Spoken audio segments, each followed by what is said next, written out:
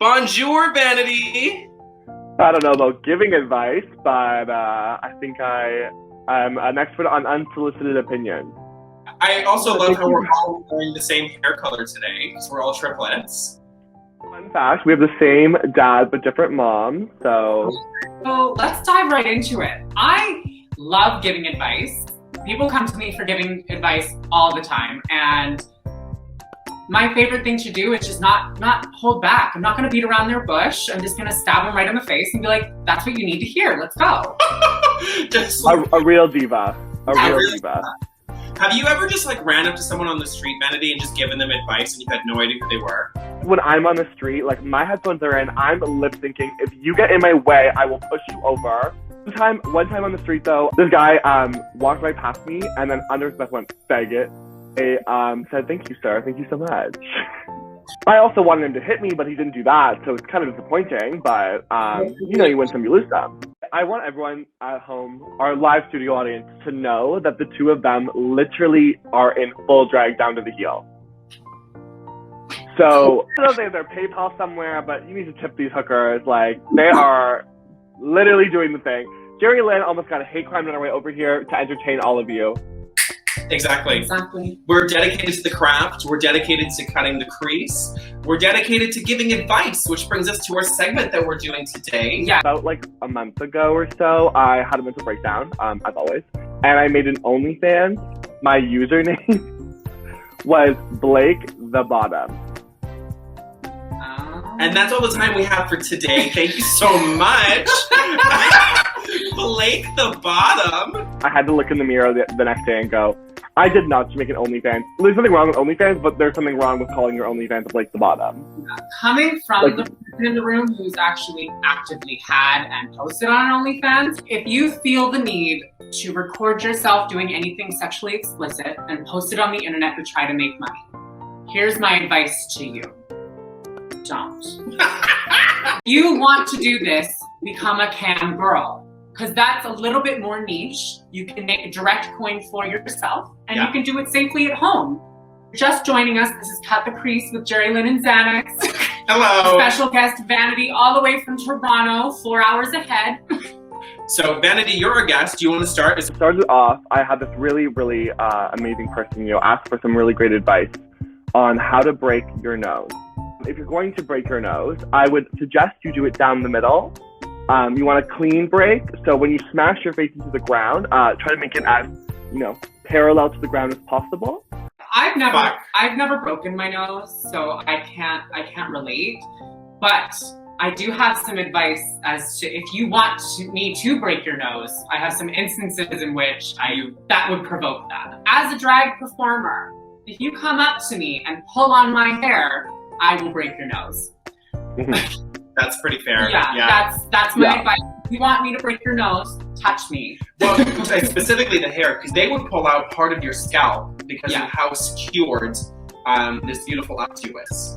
Thank you. So I want to know what people are taking to think, you know what I'm going to do right now? I'm going to go walk up to the drag queen. I'm going to go pull their hair. We are just like actual strippers. You do not touch the strippers. Nope, unless you have a brown bill in your hand, you can't touch me. And here's my advice. You go to a drag bar and there's a performance going on, sit the fuck down, stay quiet until it's time to clap or scream. And if you want to do something, you better have money in your hand. Yeah, I have removed people from stages before, like at shows that no one's come up to me when I'm performing and like invaded my space per se, because I'm only 5'8", but I'm quite intimidating when I'm on stage, so like they don't approach. But I've definitely like grabbed people by the back of the neck and moved them off stage when someone else is performing. And it's like, that's crazy. Should I drop out of university? I say go for it. I think that's a cry for help. And I'm saying if you aren't happy, stop doing it. Well, so that being said, just fucking pieces out. I have a Bachelor of Design, and I feel like I used to love sewing so much, and now I literally hate it. And I agree. I dropped out of college. So our advice is drop out and make your own opportunities, because that's much easier. That part. Less. If you're not happy, Diva, you're never going to be happy. You're not going to be happy with the piece of paper. You're really not. No, and just invest in GameStop or learn how to do the stock market. We love stonks. This is asked by my drag grandchild, Minor Disappointments. How do I establish communism in my grandmother's nursing home? Capitalism is dead. We all want socialism, and socialism leads to communism. So all I'm going to say is let them all die. If capitalism didn't exist, this pandemic would not be one as long or as bad as it was. We would infect everybody with COVID and be like, we're all starting at zero again. Well, no. Communism, we all have to share. I guess. That's what it means. No. Quick advice to that question is let the elderly die, because the faster that generation dies, the faster we can have socialism and communism. Because if you're not queer, you're not doing drag. You're not doing. I don't know what I was gonna say. Something about communism. If you're not queer, you're not doing communism. I don't know. Have another advice question, Vanity. How to be cool with a drag performer you fucked so they don't do anything weird at shows. Okay, I'm gonna give advice on drag sisters. Fuck it. Because I have experienced this. Keep it professional. Yeah. If you're gonna fuck outside of drag, cool. Like, we all have bodies. We all want to put them together. Great. If you're working with the same people that you fucked, probably even a closer relationship. You've already gotten so close, literally, that nothing else really bothers you. Yeah. But for like audience member, I have done many a show where I have had an ex or ex-lovers in the audience, sometimes multiple. And when the stage lights hit you, you don't even see them anyways. So. But I think the one rule about having sex is enter into it if you are mature enough to have the tough conversation, which is like STDs, like STIs, pregnancies, like scares, like traumas, uncomfortabilities, likes, dislikes. Like, if you're not able to have those conversations with people, then you shouldn't be having sex. If you're asking to get in for free because you fucked a performer, wrong. You shouldn't be having sex. Yeah.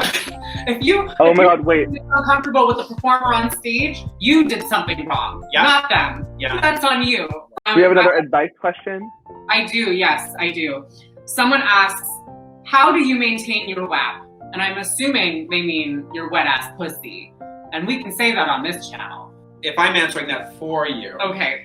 Tape between my butthole and my balls is just accumulating moisture that you would then drip into a flower pot.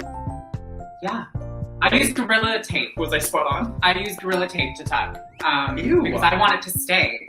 Not Gorilla Glue. Don't get me fucked up on that. Oh no, that poor Gorilla girl. Tape.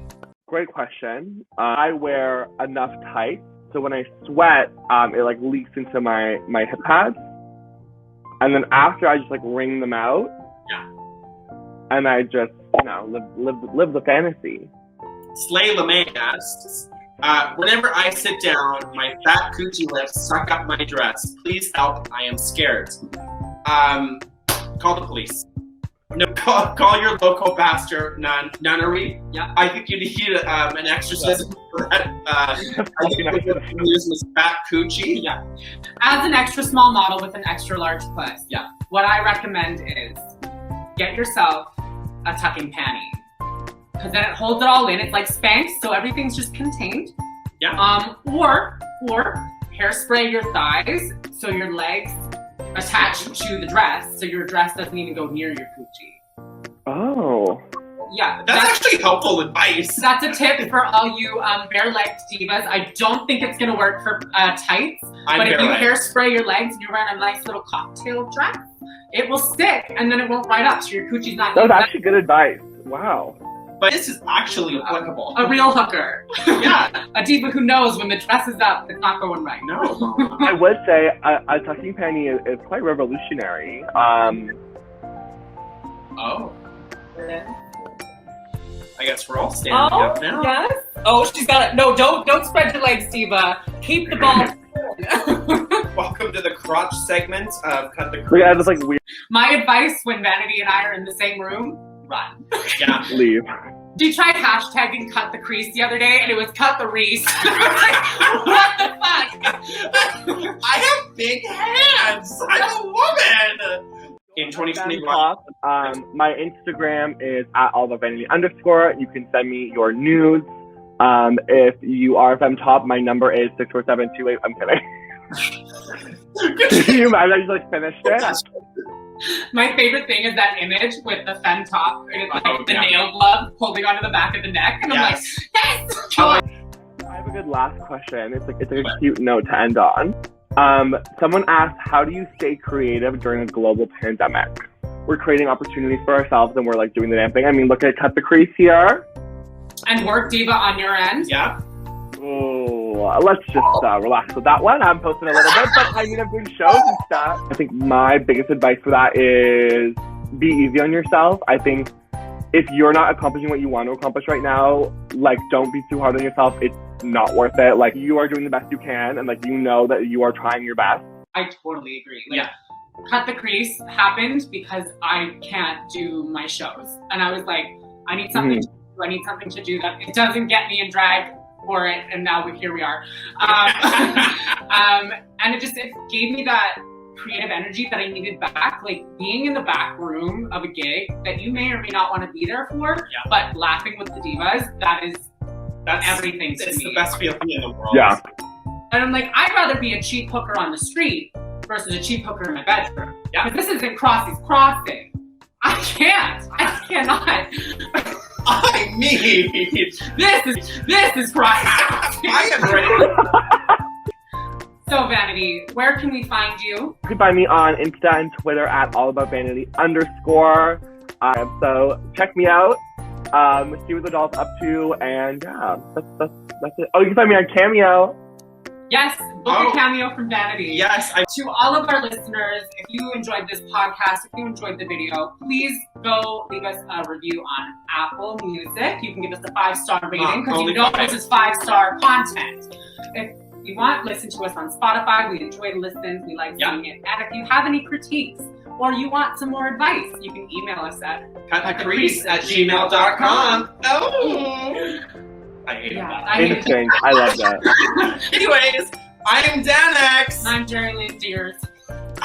Say bye, Vanity. And I don't know why I'm here. Bye. Thanks. Bye. Bye.